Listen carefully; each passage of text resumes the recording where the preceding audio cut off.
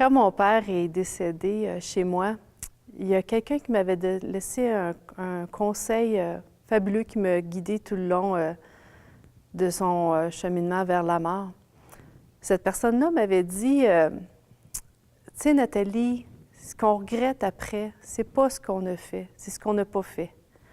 Quand il m'a demandé de venir chez moi pour décéder, j'ai été surprise. Je suis infirmière. C'était sûr que pour lui, c'était une opportunité qui était là, mais j'ai été quand même surprise. Parce que ça sortait vraiment de ses envies à lui, de ses décisions à lui. Puis moi, j'ai essayé de ne pas l'influencer là-dedans, mais puis je l'ai accepté avec tout l'amour que j'avais. C'est sûr que le fait d'être infirmière m'a probablement aidée, mais ça n'empêche pas qu'au niveau émotif, il restait que c'était mon père. Puis au travers des soins physiques que j'avais à faire, toutes les émotions que je pouvais vivre, bien, il y a eu Paliaco qui était là qui m'ont fait sentir moins seule parce qu'ils connaissent ce monde-là, cette approche-là vers la fin que souvent on écarte de nos vies parce qu'on ne veut pas vivre là-dedans. Eux, bien, ils viennent nous dire que oui, on n'est pas tout seul, puis il y a des choses qu'on vit qui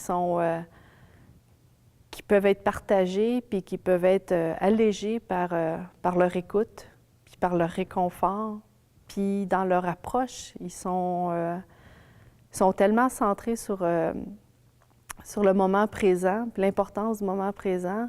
Moi, ce qui m'aidait, c'est ça. Il me faisait oublier toute la gymnastique de l'horaire, des soins à donner, tout ça, pour me concentrer vraiment sur ce qui se passait dans le moment présent avec mon père.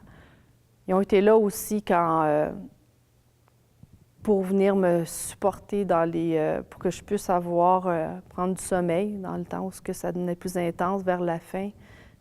Pour me laisser dormir, pour me laisser aller faire les courses, tout simplement arriver à aller à la pharmacie, me donner du temps pour prendre soin un peu de moi, puis pour moi, puis ils ont été là pour ma famille aussi. Ça a été génial, puis ça a été essentiel aussi de sentir que ça se fait d'une charité aussi impressionnante. Ça redonne, ça vient chercher le bon en soi. Ça nous fait ressortir le bon en soi.